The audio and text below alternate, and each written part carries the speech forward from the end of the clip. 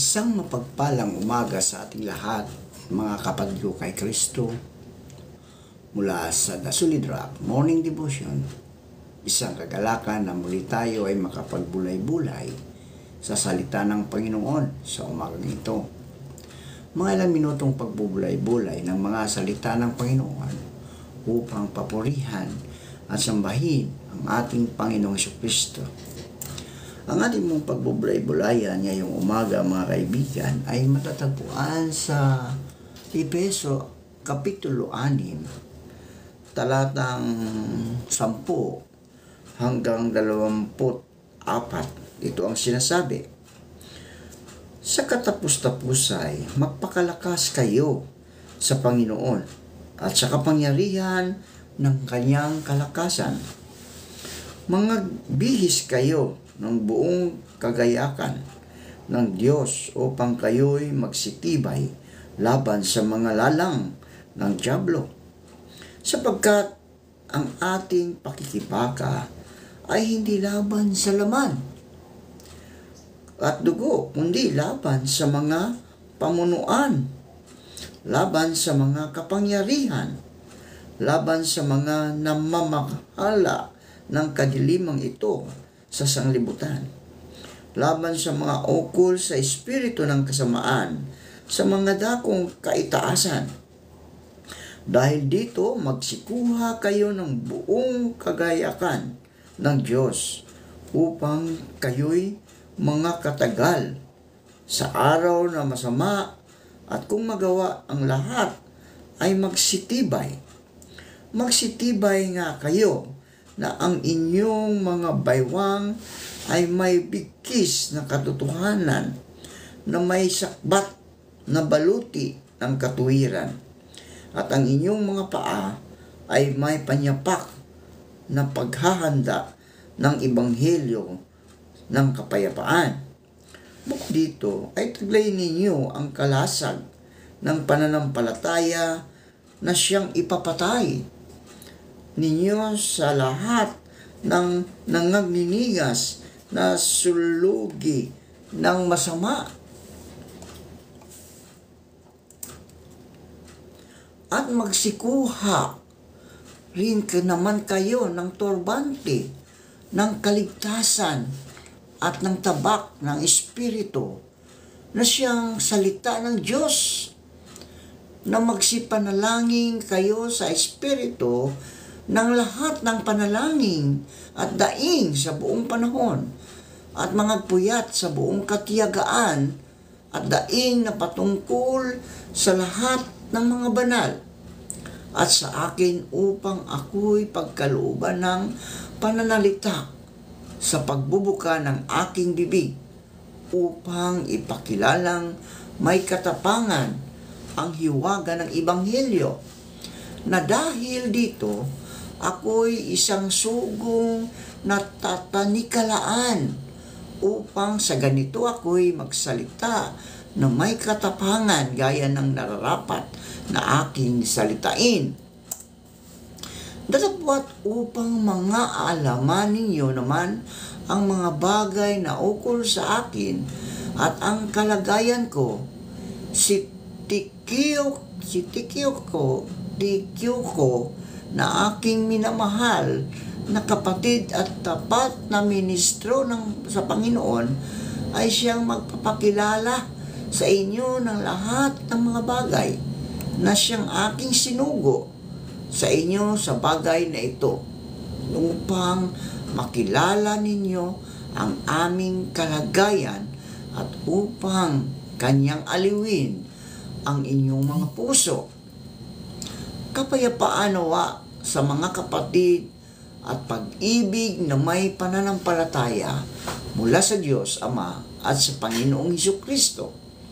Ang biyaya nawa'y sumalahat ng mga nagsisiibig sa ating Panginoong Jesucristo, ng pag-ibig na walang pagkasira. Siya nawa. Tayo po ay manalangin. Ama naming Diyos na makapangyarihan sa lahat, narito muli ang iyong mga anak upang ikaw, O Diyos, ay sambahin sa Espiritu at sa katotohanan.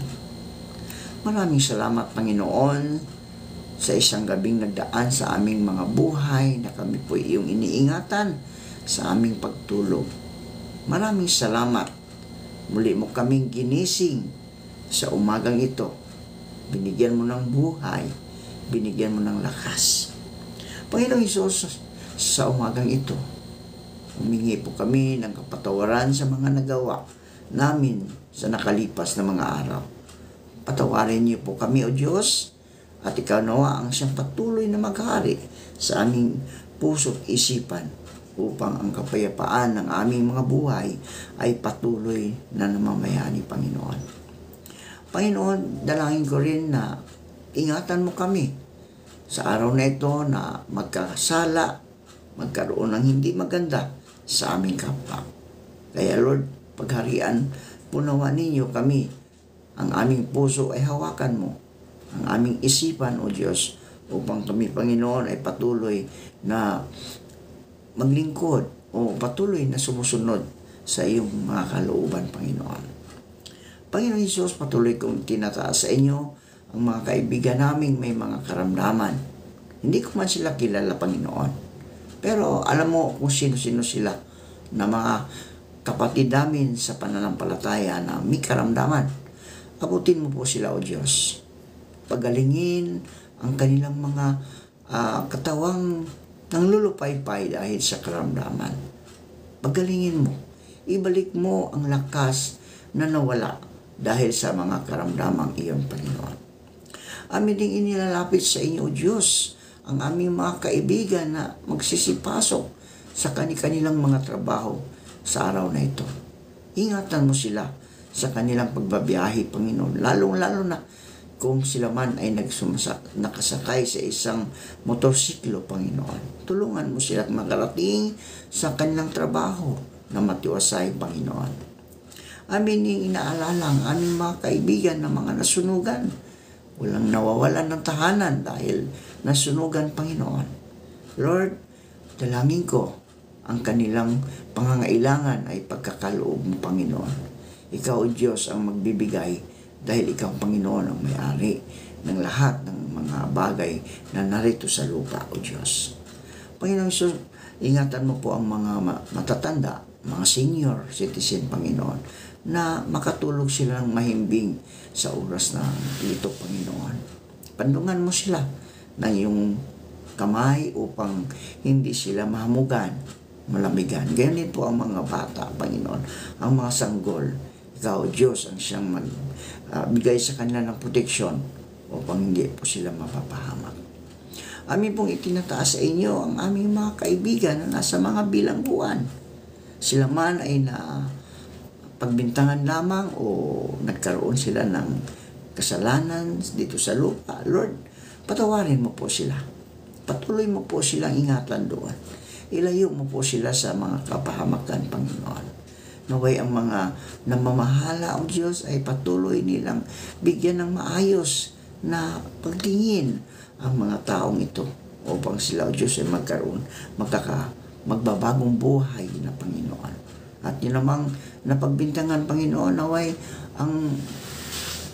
ang katotohanan ay lumabas na upang hindi sila maghirap sa loob ng bilangguan.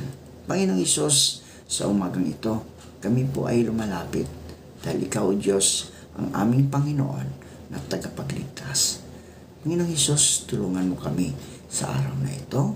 Ilayo mo kami sa anumang mga kasapahamakan, mga pagsubok sa buhay. Bagkos, proteksyonan mo kami, Panginoon. Sa namin ding naalala, O Diyos, mga kaibigan namin, mga OFW, patuloy mo po silang ingatan.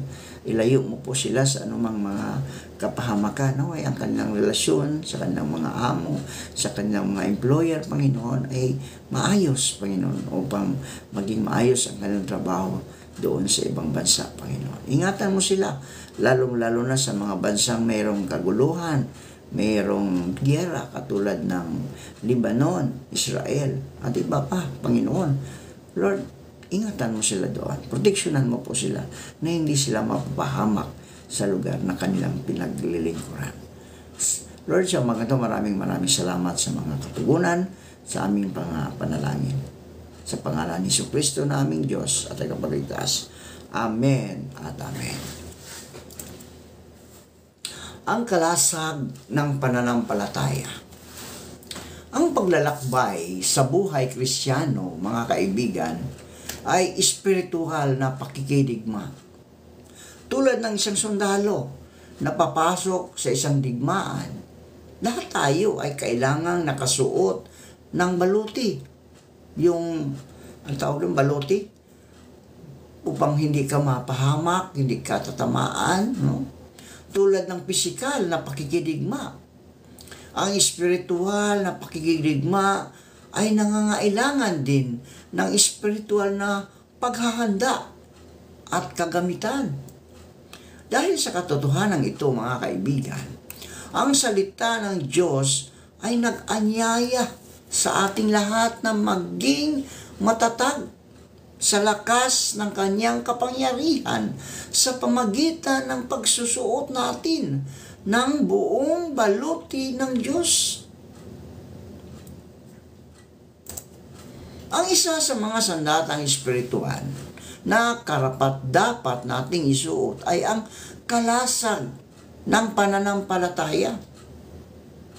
Ang kalasag ng pananampalataya ay ginagamit bilang sandata laban sa maaalab na mga pana ng kasamaan. Maaari tayong magkaroon ng higit na pangunawa tungkol sa sandatang ito sa pamagitan ng pagtingin sa aktual na paggamit ng kalasag ng isang sundalo. Ang salitang kalasag, mga kaibigan, ay nagmula sa salitang Grego na torios. Mayroong dalawang uri ng mga kalasag. Ang malaking kalasag at ang maliit na kalasag. Ang malaking hugis parihaba na kalasag ay ginagamit para sa malaking digmaan. Ang maliit na kalasag ay ginagamit sa mga hindi kalakihang labanan o para sa pagbabantay sa mapayapang mga sitwasyon. Ang kalasag ay binubuo ng dalawang patong ng kahoy na magkasamang nakadikit. Ginagamit ang kalasag upang maiwasan sa anumang matalim at maapoy na mga palaso mula sa kalaban. Bago ituon ang maalab na palaso sa kaaway, ang palaso ay unang isawsaw sa mainit na aspalto. Pagkatapos ay sinisilaban ito ng apoy at idinidikrekta sa kalaban gamit ang isang pana. Ito rin ang tungkulin ng ating pananampalataya sa Panginoong Hesus, mga kaibigan. Kailangan nating magkaroon ng matibay na pananampalataya sa Panginoong Hesus. Ang ating pananampalataya ay magiging kapaki-pakinabang para maiwasan ang pag-atake ng dyablo sa ating mga kalooban tulad ng pag-atake ng pagkabalisa at kabigatan. Kailangan din nating itaguyod ang ating pananampalataya ng tuloy-tuloy upang maiwasan ang lahat ng maalab na mga palaso mula sa kaaway gaya ng mga maling katuruan. Tayo po ay manalangin. Ama naming Diyos, salamat sa mga salitang aming napagbubulay-bulayan ngayong umaga. Puspusin mo kami ng mga kalasag, Panginoon, upang hindi kami matamaan ng isang palasok ng isang demonyo dito sa lupa.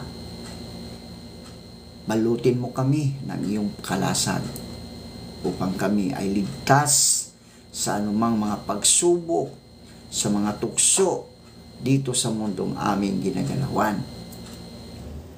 Panginoong Hesus, salamat dahil mayroon kaming kalasag na siyang nagbibigay sa amin ng proteksyon kung hindi ang Panginoong Hesukristo na siyang aming kalasag, na siyang aming nagliligtas mula sa anumang mga pagsubok sa buhay dito sa mundong aming ginagalawan. Panginoong Hesus, tulad ng iyong mga alagad, ako po'y nanalangin na pagpalain mo po ang iyong mga anak na patuloy na nakikinig at sumusunod sa iyong kalooban. Ingatan mo po sila, O Diyos. Ilayo mo sila sa anumang kapahamakan. Tulungan mo sila sa araw na ito. Ibigay mo sa kanila ang mga pangangailangan sa araw na ito, Panginoon. Maraming salamat po. Sa pangalan ni Jesucristo na aming Diyos at tagapagligtas. Amen.